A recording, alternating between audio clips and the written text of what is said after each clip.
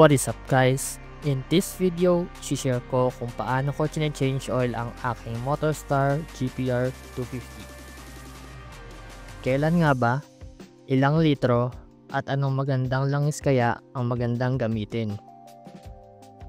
Alamin natin yan. Let's go!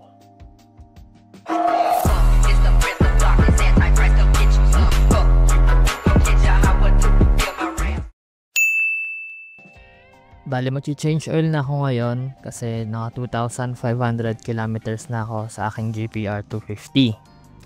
Pangatlong change oil ko na to sa GPR ko. First 500 kilometers, then plus 1,000 kilometers, and then another 1,000 kilometers. Although 1,500 naman yung recommended ni Motorstar or ng Kasa para sa pangatlong change oil natin. But since meron akong long ride bukas, naisipan ko nang mag-change oil para sure na mas smooth yung takbo natin. Pupunta ako bukas sa kilometer 90 sa Marilake. Boundary yan ng Santa Maria Laguna at Trial Quezon. Nasa 120 kilometers yon mula dito sa Bulacan papunta doon. And around 3 hours naman yung travel time. So, doblehin natin yon since uuwi din naman agad ako pagkatapos kong tumambay at magpicture doon. Kaya malalaman talaga natin yung tatag ni GPR sa malayo at tuloy-tuloy na biyahe. And gagawa natin ng video yan soon, kaya subscribe na rin kayo guys para sa more GPR contents. So ito, pwede kayong gumamit nito, adjustable wrench. Pero mas maganda pa rin kung ganito yung gagamitin nyo, yung 24mm na open or back wrench. Kasi ito talaga yung sakto sa size ng drain plug natin. Ayan, 24mm. Tutok lang natin to. Then, papaluin natin ng konti. Konti lang, yung saktong luluwag lang yung tornilyo. Make sure lang na nakatapat talaga yung wrench natin dun sa ating drain plug para kapag pinalo natin hindi siya magbilog. Basta dahan-dahan lang sa pagpalo at kaunti-konti lang. And then pag gumalaw na konti, pwede na natin siyang ikutin gamit na lang yung wrench. After naman nun, kapag medyo maluwag na, pwede na natin kamayin.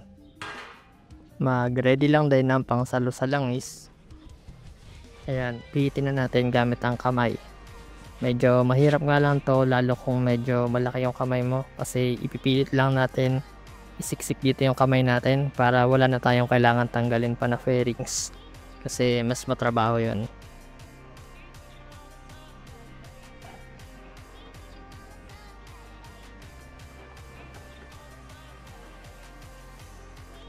Ayan, natanggal na natin. I-drain na natin yung langis and mas matagal na ma-drain, mas okay para mas konti lang yung maiiwan talaga na madabing langis. Especially kung wala tayong compressor para bugahan ng hangin yung loob at mapabilis sana yung paglabas ng langis. And ito naman yung spring. Huwag natin kakalimutan to kapag nagbubukas tayo kasi baka mawala sa loob natin at maisama doon sa pagtapon ng langis. By the way guys, iwasan pala natin na pihitin agad yung bolt or yung drain plug natin kapag mainit pa yung makina. Pwede kasing ma-lost thread or mabasag yan. 1.2 liters pala yung ilalagay kong oil dito sa aking GPR. Dito magkakaiba yung sinasabi ng mga owners or users ng GPR or Z200. May mga nagsasabing 1 liter lang okay na, may 1.1, may 1.2, may 1.3 at meron pang nagsasabi na 1.4 daw. And after ko reviewin yung owner's manual ng GPR, wala rin saktong sinasabi dito kung ilang liters talaga dapat yung langis na ilalagay natin. Ang sinasabi lang dito is dapat nasa tamang level gamit yung ating dipstick or yung takip ng langis. Kaya for me, in my opinion lang naman, is parang okay na yung 1.1 or 1.2 liters. Since yung 1 liter is para mismo sa makina, and then yung remaining is yung umiikot dun sa ating oil cooler. Para sa mga GPR users na natin dyan, kayo ba, ilang liters yung nilalagay nyo? Or may kilala ba kayong trusted na mekaniko na napatunayan na kung ilan talagang litro dapat yung nilalagay natin? Paki-comment nyo naman dyan guys. Ayun, mukhang okay naman yung oil natin at hindi naman mukhang sunog. At parang kaya niya pa yung 1,500 km sana. Sunod na change oil ko is every 1,500 na siguro. By the way guys, pwedeng mag-iba-iba yung tagal ng pag-change oil natin, depende yan sa gagamitin yung langis. Meron kasi mga mineral base, semi-synthetic at fully synthetic. Although I'm not sure kung gaano pang karaming klase ng langis yung available sa atin. And kung fully synthetic naman yung gagamitin nyo, siguradong mas matagal yung buhay ng langis nyo or mas matagal kayo magpapalit. And also mas magandang performance, pero mas pricey nga lang siya. Ang gagamitin ko palang oil is Shell na blue na 10W40. Para dun sa mga hindi familiar kung ano pinagkaiba ng 10W40 at 15W40, ang pinagkaiba niya lang naman is yung viscosity or yung lapot at yung labnaw ng langis.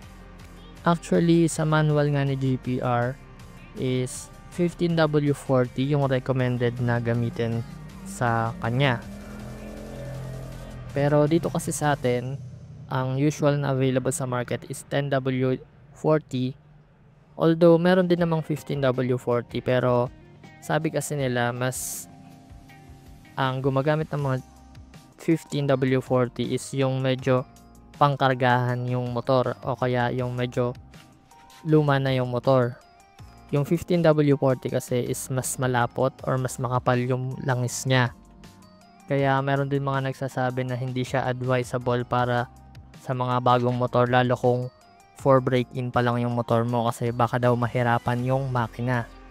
Dahil si 10W40 is mas manipis or mas malabnaw, kaya mas fuel efficient daw siya kasi hindi nabibigatan yung mga granahe natin or yung mismong makina compare sa mas malapot na oil. By the end of the day, ang importante naman talaga is maging mindful tayo sa pag-maintenance ng motor natin, lalong-lalo na sa pag-change oil kasi ito yung magpapahaba ng buhay ng motor natin. Kung may iba pa kayong diskarte dyan guys sa pag-change oil or kung anong mga ginagamit nyong langis at ilang litro din, share nyo lang dyan, and willing akong makinig sa feedback or suggestions nyo. And share ko na din sa inyo tong next project ko dito sa GPR.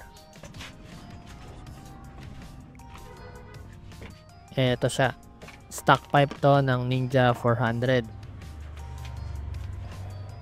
at ikakabit ko siya dito sa GPR ko. From maingay na SC project na open pipe, then sakto lang na Yoshimura naman na nakakabit ngayon.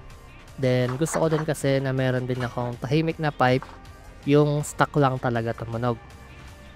Ito yung heat guard niya, and baka i-modify ko tong heat guard kasi masyadong mahaba. Ganyan yung magiging forma niya. Diba kakaiba? Kasi bihira tayong makakita ng GPR na tahimik kasi stock pipe pa lang ng GPR maingay na. Pag nahuli or napara tuloy tayo or nagparehistro ka ng motor, magpapaliwanag ka pa bakit maingay yung stock pipe. And soon gagawan ko rin to ng video kapag kakabit ko na. Syempre hindi siya plug and play, and kailangan ko siyang dalhin sa nagagawa ng exhaust para magpagawa ng custom na elbow or adapter. And habang nagde-drain pa yung oil, check na rin natin yung motor. yung kadena, kung maluwag ba, gulong, kung tama yung hangin, preno at iba pa. Ito yung napapansin ko nung pauwi ako kanina. May parang kumakalansing.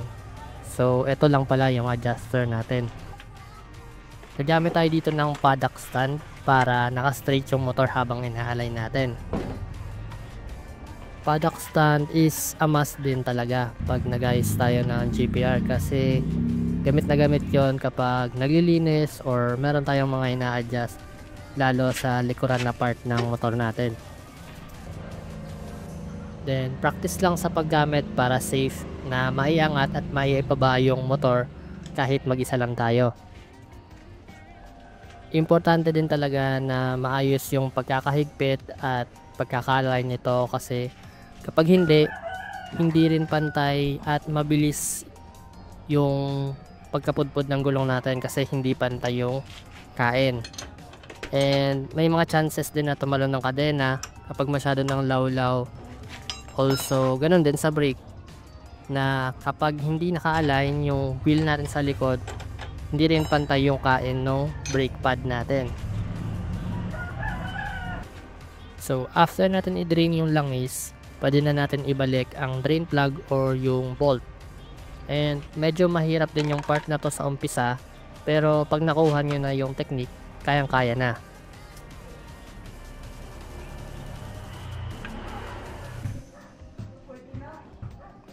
Kapag naitapat nyo na sa thread, ipupush nyo lang ng thumb nyo yung bandang gitna ng bolt. Then sabay twist naman gamit ng ibang daliri nyo. Lumalaban kasi yung spring kaya hindi tayo nakapush sa gitna habang iniikot yung pinaka bolt. Well, ayun lang naman yung naging technique ko. Kung meron din kayong ibang way para gawin yon, pwede naman. Kapag hindi na kayang ikutin ng kamay, gagamit na tayo ng wrench para sikipan na. And reminder lang guys, huwag nyo ipipilit higpitan kapag mahigpit yung pag-ikot nya kasi ibig sabihin hindi nakatapat ng maayos yung mga thread at pwedeng ma-lost thread yan.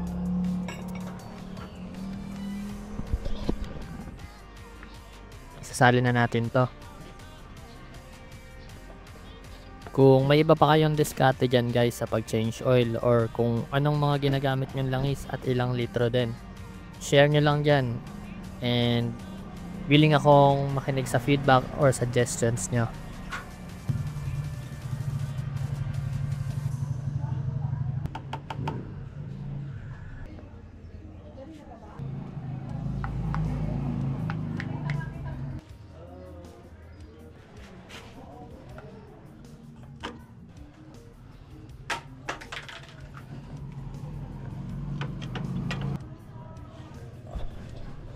Pitan lang natin ng mabuti para walang mag-leak.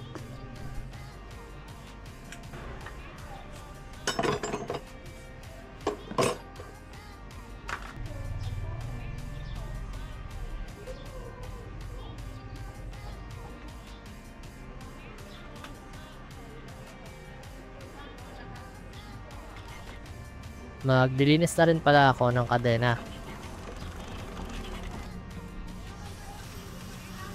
Gagamit lang ako ng chain cleaner, then apply ng chain lube naman, and try natin gawin to every 300 kilometers para ma-maintain yung linis at smoothness ng kadena natin.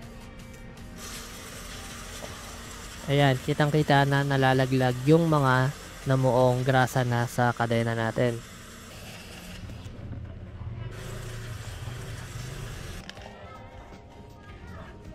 Then, apply na natin tong Kobe na chain lube dito sa kadena.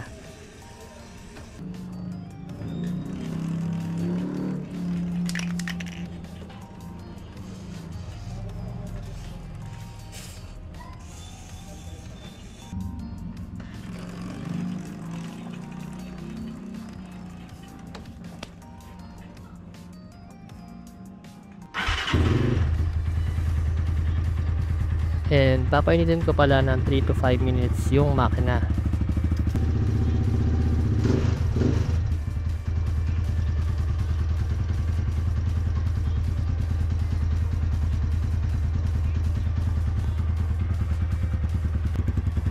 And that's it, we're done.